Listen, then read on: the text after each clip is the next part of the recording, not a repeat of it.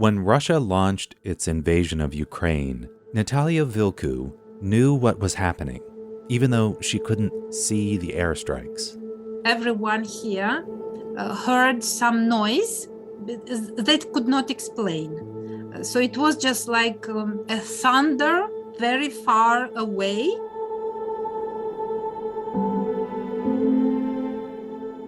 Natalia lives in Chișinău, the capital of Moldova.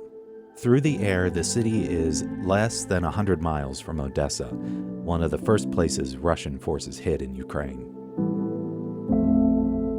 Natalia didn't think things would ever come to this, but once the war was on, she wanted to help right away. She felt like she had to. Once you are shouting loud that you are providing help, you have to do it. It's not just an advertisement like, yes, we are providing it, but when someone calls you, oh, I'm sorry, our house is full and we cannot accept you. Never.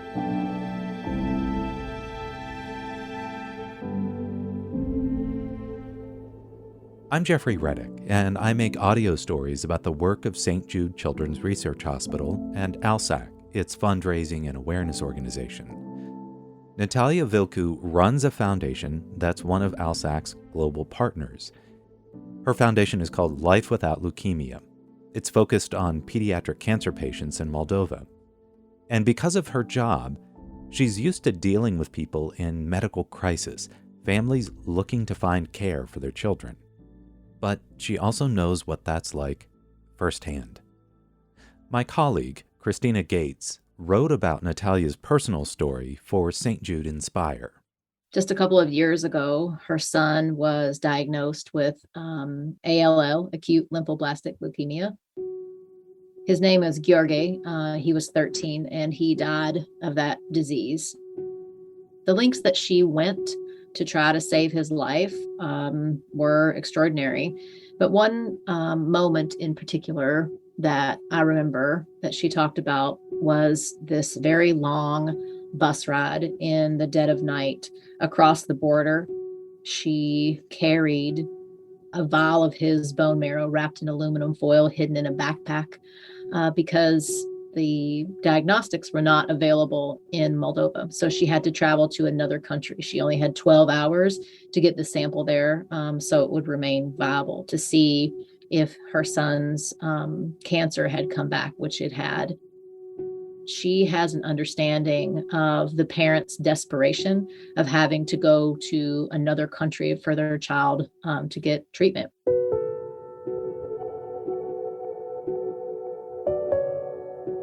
Going to another country for cancer treatment.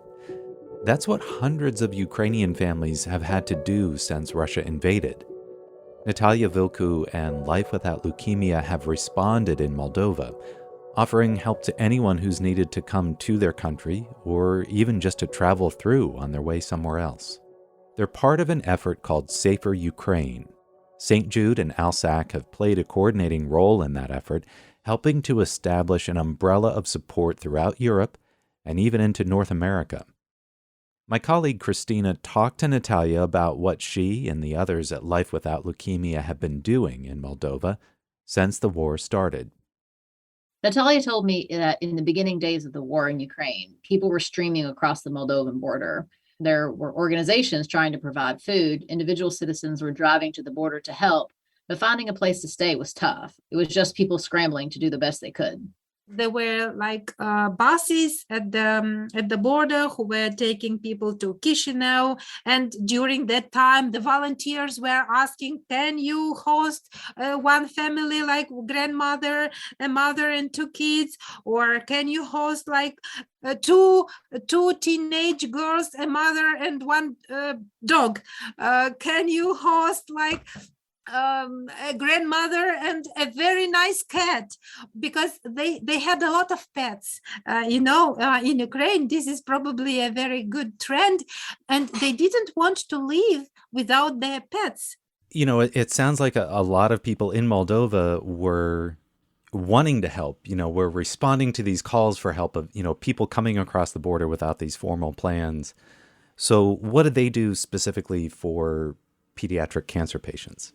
So one of Natalia's colleagues started putting information on the messaging apps where people were communicating, telling people about Life Without Leukemia and how they could help. So the Life Without Leukemia phone number got added to the official website that the Moldovan government was sponsoring, and also got put on leaflets that were given to refugees. And we started to receive phone calls.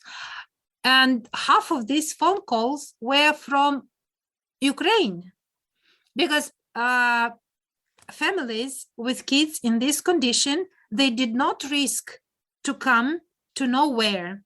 They wanted to be sure that someone will meet them at the border. That makes sense. If you're trying to flee for your safety, if you have this complicating factor of someone who needs medical care in a very focused way, you don't want to jump without knowing where you're going to land. Yeah, that's true. All these families, she told me, were frantic. They were rushing to flee the fighting in any way they could, by car, by buses, trains. And there was no way for people to know when the next bomb would go off or where. So they're worried about their own physical safety. And they're also worried about this sick child who could die. During the war, nothing is certain. It means that next bomb can fall just next to you. You have absolutely no idea what will happen the next day. It was like finding a cancer diagnosis, It's the same like when the world is falling on your shoulders. You understand that this is the reality and you have to deal with it somehow.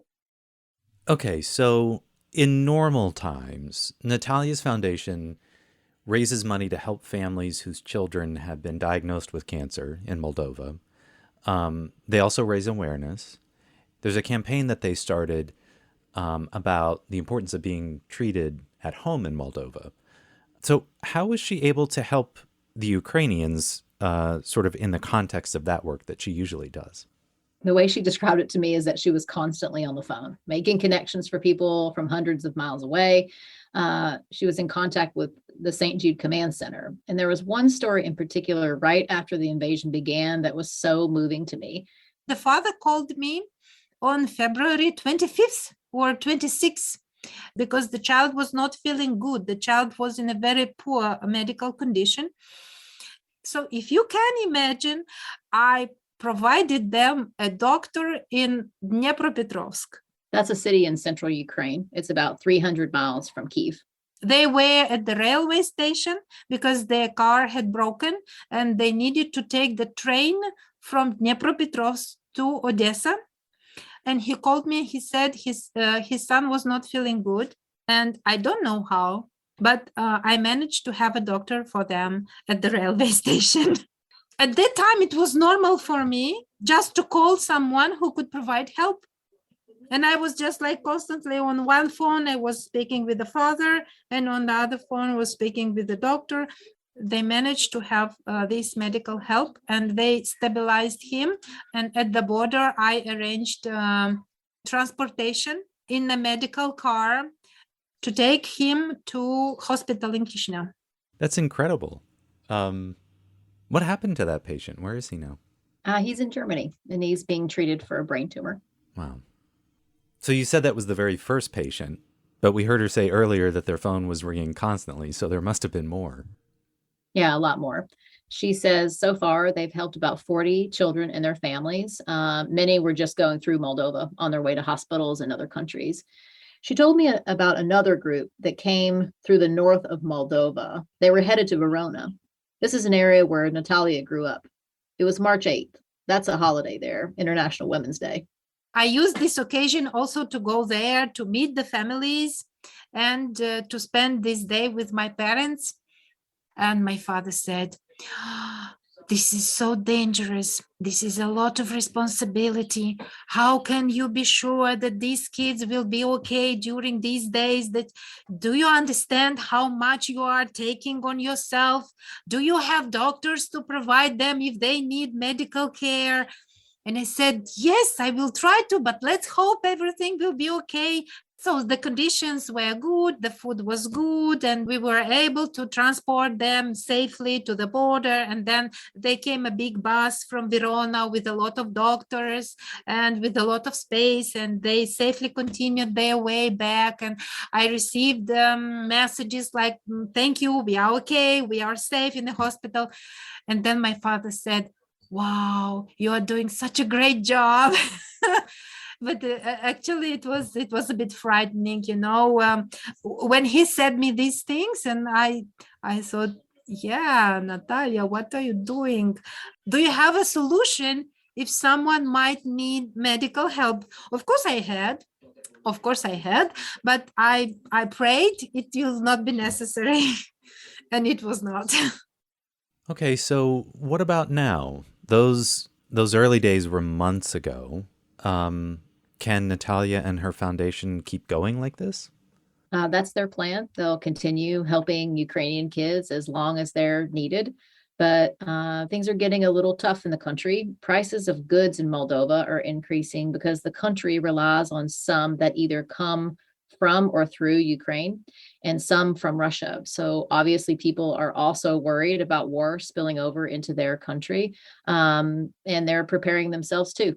Natalia told me that she won't leave Moldova even if war comes to her country, even though her husband and her 16-year-old son could be called up to fight. And this 16-year-old son is the twin of the son that she lost, Georgi. She will help evacuate Moldovan children with cancer if it comes to that, and she'll get them to safety the same way that she has with Ukrainian kids. And, one thing that has struck me about this story is that so many people have separately talked about this worldwide effort being a chain, and that each woman is doing her small part in that chain, so it remains unbroken.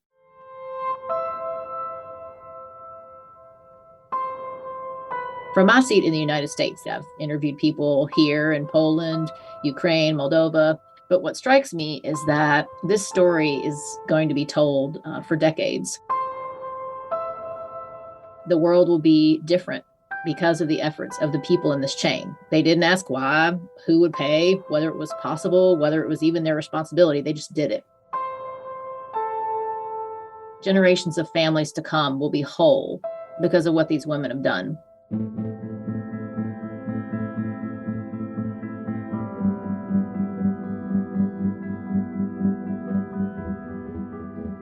Kristina Goetz is a writer for St. Jude Inspire. You can learn more about Natalia Vilcu and Life Without Leukemia, and read about the Safer Ukraine effort online at stjude.org/inspire.